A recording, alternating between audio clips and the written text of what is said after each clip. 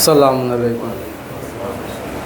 لا حول ولا قوة الا باللہ العلی العظیم. اعوذ باللہ من الشیطان الرجیم. بسم اللہ الرحمن الرحیم. الحمد للہ الذی ہدانا لہذا وما كنا لنهتدی لولا ان ہدانا اللہ. لقد جاءت رسل ربنا بالحق. الصلاۃ والسلام علی اشرف الانبیاء والمرسلین خاتم النبیین بالقاسم محمد. اللہم صلی علی محمد وآل محمد وعلی آل الطیبین الطاہرین المعصومین ولعنۃ اللہ علی اعدائہم اجمعین من یومنا ھذا الی یوم الدین.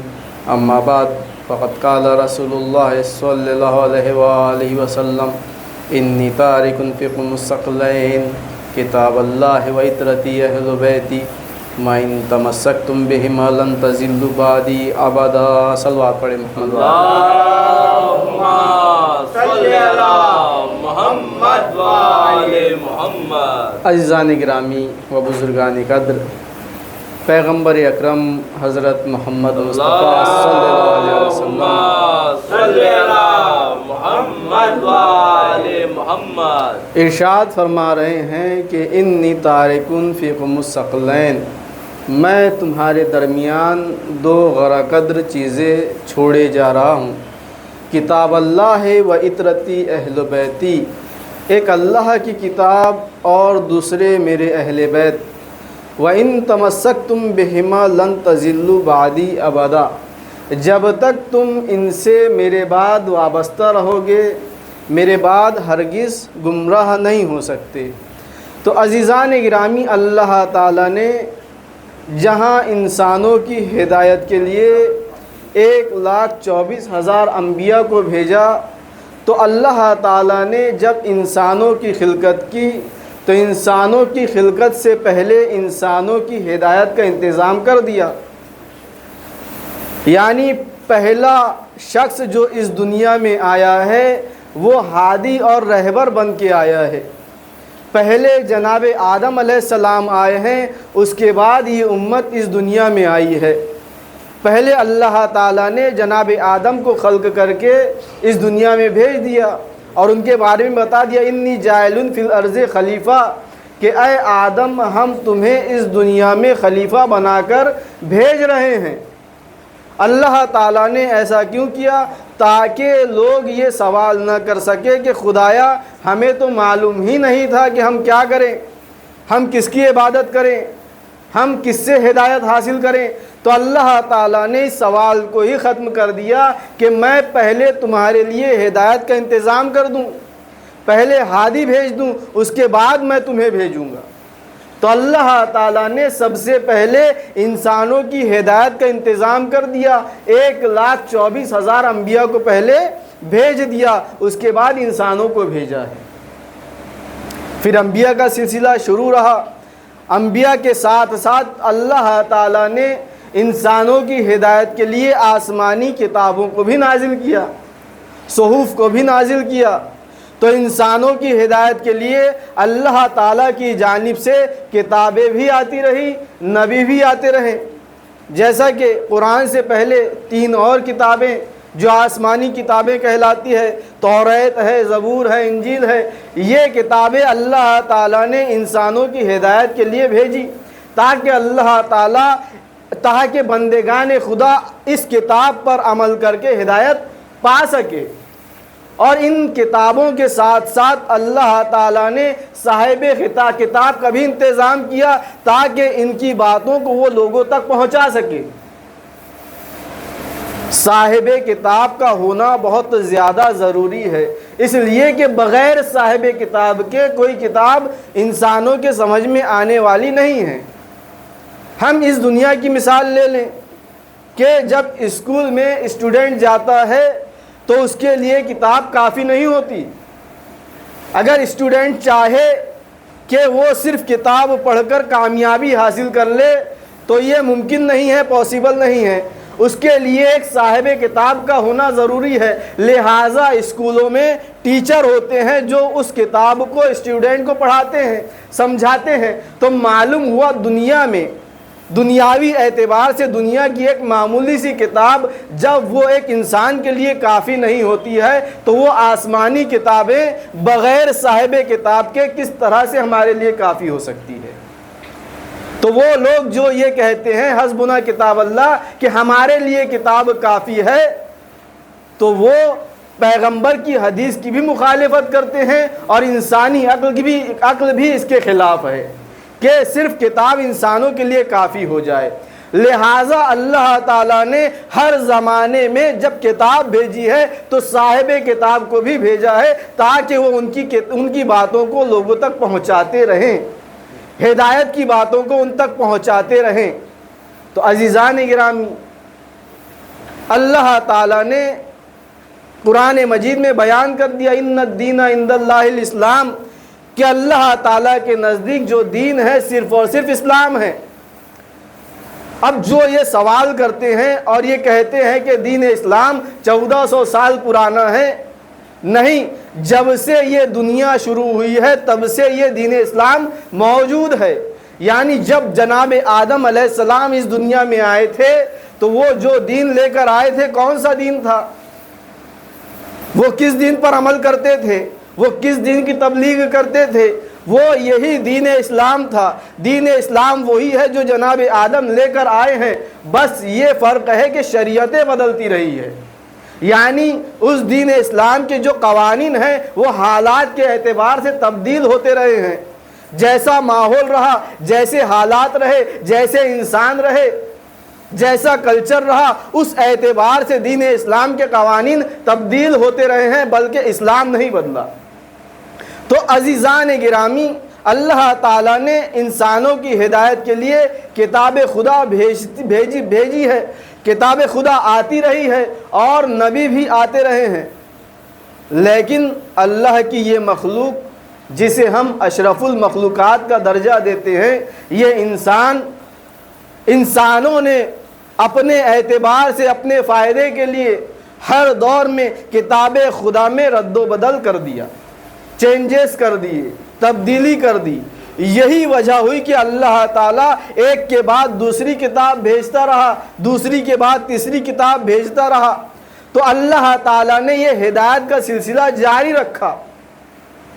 اب یہ بندگان خدا، اللہ کی مخلوق ہر دور میں اپنے اعتبار سے اپنے فائدے کے لیے قوانین الہی کو تبدیل کرتے رہے، تو اللہ نے بھی ایک آخری فیصلہ کر لیا کہ میں اب ایسی کتاب بھیجوں گا کہ جس میں رد و بدل قیامت تک ممکن نہیں ہوگا، اس میں کوئی بھی رد و بدل نہیں کر پائے گا۔ اللہ تعالیٰ نے اس کتاب کا انتظام کیا۔ وہ کتاب کون سی ہے؟ وہ کتاب ہے قرآن مجید۔ اللہ تعالیٰ نے قرآن مجید کا انتظام کر دیا اور اس کی حفاظت کی ذمہ داری خود لے لی۔ اِنَّا نَحْنُ نَزَّلْنَا الذِّكْرَ وَإِنَّا لَهُ لَحَافِظُونَ، کہ ہم نے ہی اس کتاب کو نازل کیا ہے اور ہم ہی اس کی حفاظت کریں گے۔ یہ اللہ تعالیٰ نے بہترین کتاب نازل کی ہے جو قیامت تک کے لیے باقی رہے گی، اور اس کی حفاظت کا ذمہ خود لے لیا۔ لہٰذا پیغمبر کو جب اس دنیا میں بھیجا تو ان پر یہ کتاب بھی نازل کر دی۔ اب پیغمبر آئے ہیں تو قرآن مجید لے کر آئے ہیں۔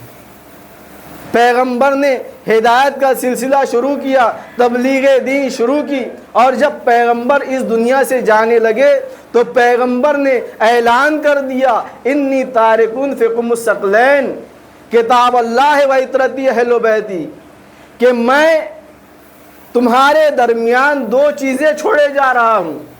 میں تو تمہارے درمیان نہیں رہوں گا، لیکن دو ایسی غرا قدر چیزیں ہیں جو تمہارے درمیان رہے گی اور قیامت تک باقی رہے گی۔ ایسا نہیں ہے کہ میرے جانے کے بعد یہ بھی چلی جائے، جیسا کہ اور نبیوں کے ساتھ ہوا۔ جناب عیسیٰ علیہ السلام گئے، ان کے ساتھ ان کی کتاب چلی گئی، جناب موسیٰ علیہ السلام گئے، ان کے ساتھ ان کی کتاب چلی گئی۔ جناب داؤد علیہ السلام گئے، ان کے ساتھ ان کی کتاب چلی گئی۔ لیکن ہمارے نبی کی عظمت اور فضیلت یہ ہے کہ ہمارے نبی تو اس دنیا سے چلے گئے، لیکن ان کی کتاب جو ہے قیامت تک کے لیے باقی رہنے والی ہے۔ اللہم صلی علی محمد و آل محمد۔ اسی لیے اس کتاب کو معجزہ کہا ہے۔ اللہ تعالیٰ نے اس کتاب کو معجزہ بنا کر نازل کیا ہے۔ وَإِن كُنتُمْ فِي رَيْبٍ مِّمَّا نَزَّلْنَا عَلَىٰ عَبْدِنَا فَأْتُوا بِسُورَةٍ مِّن مِّثْلِهِ، کہ اگر تم اس کے کتاب خدا ہونے میں شک کرتے ہو تو اس کے مثل ایک آیت لے آؤ۔ یہ اللہ تعالیٰ کا چیلنج ہے، پوری دنیا کو چیلنج ہے، صرف دنیا کے انسانوں کو نہیں۔ اللہ تعالیٰ کہتا ہے کہ انسان کے علاوہ غیر خدا جو بھی مخلوق ہے، چاہے انسان ہو، چاہے جن ہو، چاہے شیطان ہو، جس کی چاہے تم مدد لے لو، اس کتاب کا جواب نہیں لا سکتے۔ تو اس کتاب کا انتظام اللہ تعالیٰ نے کر دیا کہ جس طرح سے اس کے پہلے تم کتاب و خدا میں رد و بدل کر دیتے تھے، چینجز کر دیتے تھے، لیکن اس کی حفاظت کی ذمہ داری ہم نے لے لی ہے۔ کس طرح سے ذمہ داری لی؟ پیغمبر نے اعلان کر دیا کہ میں تمہارے درمیان دو چیزیں چھوڑے جا رہا ہوں، ایک اللہ کی کتاب اور دوسرے میرے اہل بیت۔ یہ اہل بیت کون ہے؟ یہ مظہر صفات خداوند عالم ہے، یعنی اللہ تعالیٰ جب اپنی صفات کو ظاہر کرنا چاہتا ہے تو ان اہل بیت کے ذریعے سے کرتا ہے۔ اب اس کتاب کی حفاظت کی ذمہ داری اللہ تعالیٰ نے لی ہے، تو کس طرح سے حفاظت کر رہا ہے؟ ان اہل بیت کے ذریعے سے حفاظت کر رہا ہے۔ پیغمبر نے ارشاد فرما دیا کہ کتاب خدا ہے اور دوسرے میرے اہل بیت ہے، جب تک تم ان سے وابستہ رہو گے میرے بعد ہرگز گمراہ نہیں ہو سکتے۔ تو عزیزان گرامی، ایک ہمیں کتاب خدا سے ہدایت حاصل کرنی ہے اور دوسرے ائمہ اہل بیت سے ہدایت حاصل کرنی ہے۔ اب اگر کوئی یہ کہے کہ ہمارے لیے کتاب خدا کافی ہے تو اس حدیث کے مطابق وہ گمراہ ہے، اس لیے کہ پیغمبر نے کہا دونوں کو ساتھ ساتھ لے کر چلنا ہے۔ جو صرف کتاب خدا لے لے تو وہ کتاب خدا کو بغیر صاحب کتاب کے نہیں سمجھ سکتا ہے۔ لہٰذا اگر ہمیں کتاب خدا کو سمجھنا ہے، قرآن مجید کو سمجھنا ہے تو ائمہ اہل بیت کے ذریعے سے سمجھنا ہوگا۔ اسی لیے پیغمبر نے کہا ہے کہ میں تمہارے درمیان دو غرا قدر چیزیں چھوڑے جا رہا ہوں، ایک اللہ کی کتاب اور دوسرے میرے اہل بیت۔ دونوں کے ساتھ تمسک رکھنا ہے، دونوں کو اختیار کرنا ہے، دونوں سے ہدایت حاصل کرنی ہے۔ ایسا نہیں ہو سکتا کہ ہم صرف اہل بیت کو لے لیں یا صرف قرآن کو لے لیں تو ہمیں ہدایت مل جائے گی۔ نہیں، ہمیں دونوں کو ساتھ ساتھ لے کر چلنا ہے، قرآن کو بھی ساتھ لینا ہے، اہل بیت کو بھی ساتھ لینا ہے۔ عزیزان گرامی، وہ تو گمراہ ہے کہ جو یہ کہے کہ ہمارے لیے کتاب خدا کافی ہے، لیکن عزیزان گرامی اگر کوئی یہ کہتا ہے کہ ہم اہل بیت کے ماننے والے ہیں، اہل بیت ہمارے لیے کافی ہے، تو یہ بھی جملہ درست نہیں ہے۔ اس لیے کہ اہل بیت کی محبت کا دم بھرنا یہ ایک الگ بات ہے اور اہل بیت کی محبت پر عمل کرنا الگ بات ہے۔ اہل بیت کا حقیقی محب وہی ہوتا ہے جو اہل بیت کے اقوال پر عمل کرے۔ اہل بیت کے اقوال وہی ہے جو کتاب خدا میں اللہ تعالیٰ بیان کرتا ہے۔ اس لیے اگر ہم یہ کہتے ہیں کہ ہم اہل بیت کے چاہنے والے ہیں، اہل بیت کے ماننے والے ہیں، تو ہمیں کتاب خدا پر عمل کرنا ہوگا۔ اس لیے کہ ہمارے ائمہ اہل بیت کا جو عمل ہے وہ حکم قرآن کے مطابق ہوتا ہے، قرآن کے عمل کے مطابق ہوتا ہے۔ جو عمل اہل بیت بتاتے ہیں یہ ہو ہی نہیں سکتا کہ وہ قرآن میں موجود نہ ہو۔ تو عزیزان گرامی، ہمیں ہدایت حاصل کرنی ہے، کس طرح سے؟ قرآن اور اہل بیت کے ذریعے سے۔ پیغمبر نے کہا کہ یہ کتاب خدا اور اہل بیت جو بھی ان سے وابستہ ہو جائے گا وہ میرے بعد کبھی گمراہ نہیں ہو سکتا۔ تو عزیزان گرامی، اللہ تعالیٰ نے بھی اس کتاب خدا کی حفاظت کی ذمہ داری لے لی ہے۔ تو یہ کتاب خدا قیامت تک باقی رہنے والی ہے، تو اس کی حفاظت قیامت تک کے لیے رہنے والی ہے۔ تو معلوم ہوا کوئی نہ کوئی ایک فرد ایسا اس دنیا میں ہونا چاہیے جو اس کتاب خدا کی حفاظت کرتا رہے، اس لیے کہ اللہ تعالیٰ تو اس دنیا میں کتاب خدا کی حفاظت کرنے کے لیے ذاتاً موجود نہیں ہو سکتا۔ وہ جسمانیت سے پاک ہے، جسم و جسمانیت سے پاک ہے، وہ جسم و جسمانیت کے ساتھ یہاں آ نہیں سکتا، اگر آ جائے تو وہ مجبور ہو جائے گا، لہٰذا اللہ تعالیٰ نے ان شخصیت کا انتظام کیا۔ لولاک لما خلقت الافلاک، کہ اے نبی اگر تم نہ ہوتے تو میں اس دنیا کو خلق نہ کرتا۔ تو یہ وہی شخصیت ہے جو قیامت تک کے لیے باقی رہنے والی ہے، جب تک قرآن رہے گا اس کی حفاظت کی ذمہ داری ان پر ہے۔ تو معلوم ہوا اگر قرآن اس دنیا میں موجود ہے تو اس کی حفاظت کرنے والا کوئی نہ کوئی اس دنیا میں موجود ہے، اور وہی ہمارے امام زمانہ علیہ السلام ہے۔ محمد وآل محمد۔ ہم اسی کتاب خدا کے ذریعے سے اور ائمہ اہل بیت کے ذریعے سے ہدایت حاصل کرتے ہیں۔ اگر ہم یہ کہتے ہیں کہ ہم ائمہ اہل بیت کے چاہنے والے ہیں، ائمہ اہل بیت کے ماننے والے ہیں، تو ہمیں ان کی باتوں پر عمل کر کے بتانا ہوگا کہ بے شک ہم ائمہ اہل بیت کے ماننے والے ہیں۔ عزیزان گرامی، ہمارے امام زمانہ جو پردہ غیب میں ہیں، محمد وآل محمد، ہر شب جمعہ ہمارے اعمال امام کے پاس پہنچتے ہیں۔ تمام دنیا کے لوگوں کے اعمال ہمارے امام کے پاس پہنچتے ہیں، اور جب امام دیکھتے ہیں کہ میرا چاہنے والا، میرا شیعہ، اس نے کوئی برا کام کیا ہے تو امام روتے ہیں، گریہ کرتے ہیں۔ اور جب انہیں معلوم ہوتا ہے کہ میرے شیعہ نے، میرے چاہنے والے نے کوئی نیک کام کیا ہے تو وہ خوش ہوتے ہیں۔ تو اگر ہم یہ دعویٰ کرتے ہیں کہ ہم امام کے چاہنے والے ہیں تو ہمیں کیا کرنا چاہیے؟ اگر ہم اپنے باپ سے محبت کرتے ہیں، اپنے دادا سے محبت کرتے ہیں، تو ہم کیا چاہتے ہیں کہ ہمارا دادا، ہمارا باپ ہمارے عمل سے خوش رہے، ناراض نہ ہو، غمگین نہ ہو۔ تو جو ہمارے روحانی والد ہے، جنہیں نبی اکرم نے والد کہا ہے، والد کا درجہ دیا ہے، تو کیا ہم یہ چاہیں گے کہ وہ ہمارے اعمال سے غمگین ہو؟ نہیں، ہرگز نہیں۔ تو عزیزان گرامی، تو ہم یہ فیصلہ کریں کہ ہمارے عمل کوئی بھی ایسے نہیں ہونا چاہیے کہ جس سے ہمارے امام زمانہ رنجیدہ ہو، غمگین ہو۔ لہٰذا ہم کوشش یہ کریں کہ ہم سے کوئی ایسے کام سرزد نہ ہو جس سے ہمارے امام رنجیدہ ہو۔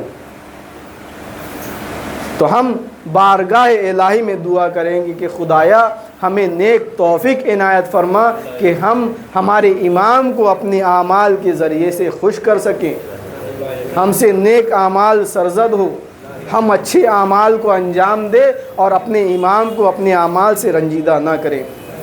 خدایا بہک کہ محمد و آل محمد جہاں جہاں مومنین مومنات، مسلمین مسلمات پریشان حال ہیں، ان کی پریشانیوں کو دور کر، جو بے روزگار ہیں ان کو روزی عنایت فرما، جو مقروض ہیں ان کے قرضے کو ادا فرما۔